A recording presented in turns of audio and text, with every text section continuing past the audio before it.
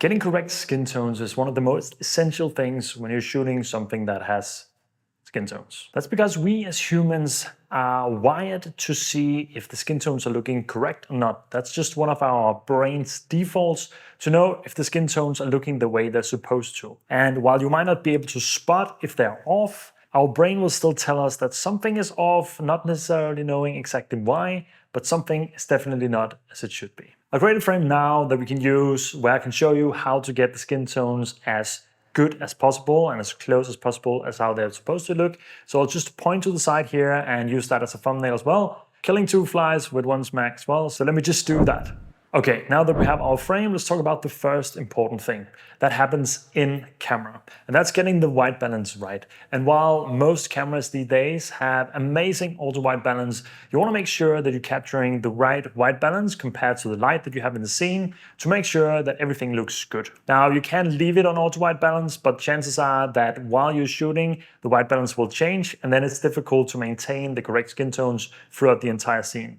In my case right now, I have a softbox sitting up here that with a bicolor light is set to 5800 Kelvin. And then I have my camera's internal white balance set to 5200 Kelvin. This is something you'll have to play around with yourself. A lot of people say 5600 Kelvin is daylight, and then your camera is set to that as well. I find that I get a red cast on my skin tones, so this is the way that I find that my setup works best for me. The rest of the magic happens in DaVinci Resolve, so let's head in there and have a look at it. All right, we've got our frame in the timeline here, and we'll just jump straight into the color page. Hide the clips here and the LUTs, so we have a little bit more space to work with. And the first things we're going to do is just to convert it from Canon Log 3 and Cinema Gamut into Rec. 709. I'm just going to do that quickly because this is not per se a grading tutorial as such. So we're going to go from Log to DaVinci Wide Gamut and from DaVinci Wide Gamut to Rec. We do by taking the color space transform on both of these. Canon Cinema Gamut, Canon Log 3, DaVinci Wide Gamut, DaVinci Intermediate, DaVinci Wide Gamut, Rec. 709, Gamma 2.4. From here, I've created 3 nodes. The first one is to get some contrast in the shot. We're just going to make a simple S-curve here, dragging the shadows down a little bit and dragging the highlights up, dragging the shadows a little bit more down than the highlights are going up. And that is pretty much what I'm going to do with the contrast. Now in the exposure comes the first step where the skin tones are important. So I'm just going to pull the waveform up here so you can see it a little bit better. Maybe make it a little bit wider here. What we want our skin tones to be is lying around the 70% mark. And we can see that our skin tones are popping a little bit over here, which might be okay, but let's just bring it down since we have some highlights that looks like they're clipping anyway. I'm gonna look at this mark here, which is up here in the waveform, and then I'm just gonna pull down my offset until that lies around 70. Now we have our skin tones lying in a good position where they are supposed to look good. So I think that looks pretty good. This looks a little bit too bright. This looks much, much better overall with our skin tones here. And we're looking for the brightest areas normally when we're doing this. So that's pretty good. We could try and do a lot to protect the highlights here in the background, but since we're only focusing on the skin tones, we'll mainly just look at those today. So that's the exposure first of all. I'm always trying to get them to be around 70. That's what I'm exposing for when I'm exposing in log as well. Exposing for around 55 in log. That should equal around 70 when we get here. So I might have overexposed it a little bit, but luckily we can fix that by just dragging down the offset or the HDR wheel in the global a little bit. Then we get to the balance. In that, we will change our scope to the vector scope and pull that up. Here is where the magic happens. So this is the skin tone line. If you don't see it right away, you can click these buttons here, and then you can have the skin tone indicator shown. That will just give you this line, which is where the skin tones are supposed to lie. So if I mark my mouse here as well, we can actually see they're lying pretty well on the skin tone line. They might be a little bit to the green side. So what we can do here is we can try and zoom in just a little bit here and see if we want to remove a little bit of green to get them just a little bit more magenta. And overall, now I think we got a little bit too much. So I think we'll just pull it back a little bit, something like this. It's almost unnoticeable, but you can see how the scope is just moving a little bit more towards the magenta. And if we are hovering around our skin tones, they overall just lie a little bit more on the skin tone line now. So overall, I think that's a little bit better. If I turn it off, we can see it looks a little bit more green.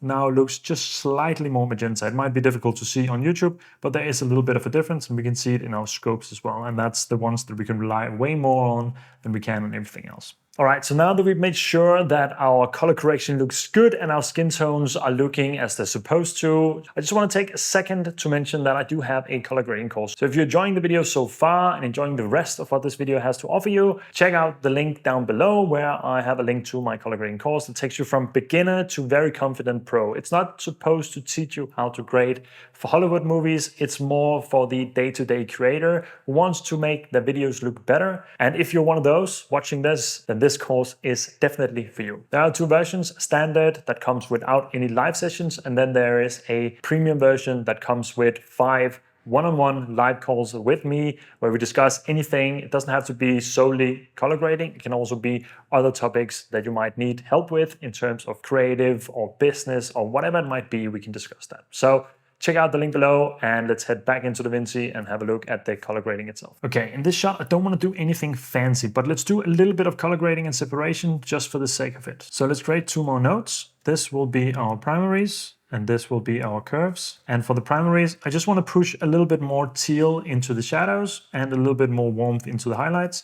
So I'm just going to pull this up, and what I'm going to try and do is the orange that I want to lie around the skin tone line, so we're pushing the colors in that direction, and the teal I want to pull opposite of that. So what I'm going to do is I'm going to introduce a little bit of teal here in the lift, add a little bit of green, and then pull out a little bit of red. That will just pull it down. So red, we're pulling it down, adding blue, we're pulling in this direction, and adding green, we're pulling it in this direction. And now we can see, turn it off, we've dragged all the shadows way more down towards this area. But now we have everything looking a little bit weird. So either we can use the gain or the gamma to try and correct it. I'm going to try and use the gain first because I want to try and see if I can get our skin tones back to where they were. So I'm just going to remove some blue and some green here and see if we can get our skin tones back to right around where they were before. So a little bit more red, a little bit more green. And we're going to try and move everything up. Now they're lying sort of where they were before. So if we zoom in, you should see they're not changing that much. The skin tones themselves are not really changing. But what we can see is that all the blue teal tones here in my beard and everything else is turning a little bit more teal, which is exactly what I was going for. And we can also see we have some warmer light coming in from the windows now. And that's that separation that I wanted with splitting up the teal or the cooler colors in the lift and getting some warmer colors in the gain, but without stretching things too much in any direction, because I kind of liked where the skin tones were sitting already. And where we want the skin tones is around 35% up here on the scale. That's difficult to see because we have 0 in here and 100 out here. So we want kind of like have them lie somewhere around here. All right, with that out of the way, the last thing that we can do to adjust our skin tones is in the curves. So if we go into hue versus hue, the first thing that I like to do is to drag with the qualifier here on my skin. By the way, if you don't know, you can select the qualifier here. And if you want this qualifier to show up on your scopes like they are with me here, you can simply just click on the 3 little buttons here and then display qualifier focus. That'll give you this circle hovering over this. I should have said that earlier, but now you got it anyway. All right, so having our skin tone selected here, we can see that they lie around the red and the orange area, which makes sense. A little bit more towards the red here than the yellow, but in between these, so around this range, which is pretty much what we have selected here. I like to remove the middle point that it gives me, and then I like to drag down on the reds just a little bit to pull them a little bit more towards that orange area, and then pull up on the other side here just a little bit as well. What we're trying to do is that this area here that you can see moving is just getting a little bit more coherent. It's very difficult to see, but the colors in my skin are just being pulled together a little bit more. Now you can see they're spread out. Now they're pulled a little bit more together. This is a preference thing and not something you have to do. I like to do it because I think it gives the skin overall a better look, especially if you have a lot of red and magenta tones moving around in the skin, like some of us have, then it's a nice way of getting that separated a little bit. Now, another thing that we can do is that we can do the same for the teals. So I can pull down on the greens here a little bit and pull up on the teals and just try and get that teal to be centered directly opposite of my skin here. So I can see how I'm moving this little knob here when I'm moving these colors around. And since we don't really have any greens or blues that I have to take care of otherwise, I can slowly move these so they're just sitting opposite of my skin tones. getting that nice teal color. And now I chose a hat and a t-shirt today that was opposite, so I could get that separation. But apart from that, that's also what we pulled in our primaries right before. So it's subtle adjustments, but we can see that they're getting a little bit more teal, especially my pants here. You can see that they're getting from a little bit more blue to a little bit more teal. Again, we don't want to do anything crazy in this shot. We just want to correct things so they look a little bit better. So with these two adjustments, we went from this to this, which just gives us a little bit more of a teal and orange separation and gives us a little bit more, contrast. So the last thing that we can do is add a little bit of masking. So I'm just gonna add 3 notes here. 3 parallel notes. You can also just add one more serial note and then right click on this and then say add parallel note, and that's the same as I've just done here. So I want this to be my focus, highlights, and shadows. For my focus, I just want to put a little bit more emphasis on me here in the middle. So I'm just going to drag that out, make a circular mask here and just feather it out like this. This looks pretty good. Maybe drag it down a little bit again. And then I'm going to switch back to my waveform. What I want to do here is just give myself a slight bit more contrast. So pulling down the shadows a little bit, pulling up the highlights. Just going to check where my skin tones are lying. Still around the 70 mark, but you can see we have a lot more contrast now.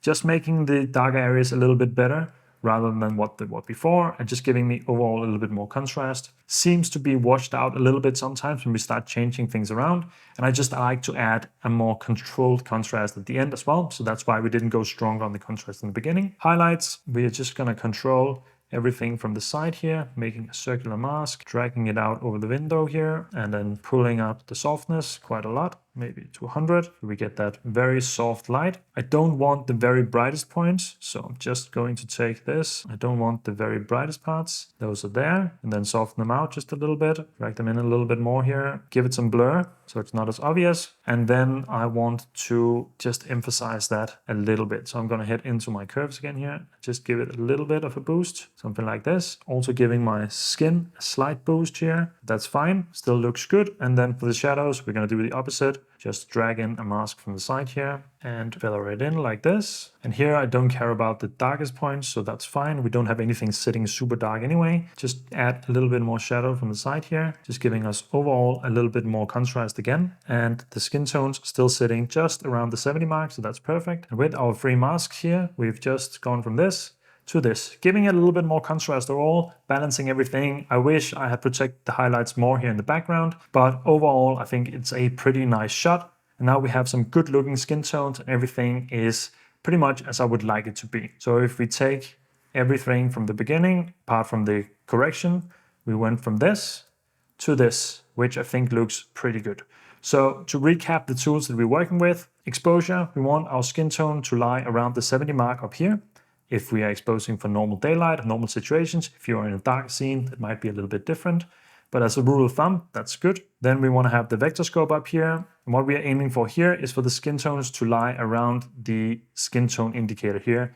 As said, you can turn that on in here in the menu. And then we just want to try and balance things out overall to begin with. We want to remove a little bit of green, and then in the primaries and the curves, that's up to you if you want to adjust things there, if you just want to leave them be. And I just added a little bit of masking to get some contrast back at the end, really controlling things and not really changing things too much around in terms of the skin tones in the waveform here. So I hope this tutorial helped you in terms of understanding how to grade skin tones a little bit better. If you have any questions, leave them down below. I hope you enjoyed this video. I have a lot more to come here in 2024. So stay tuned, and until the next time, take care.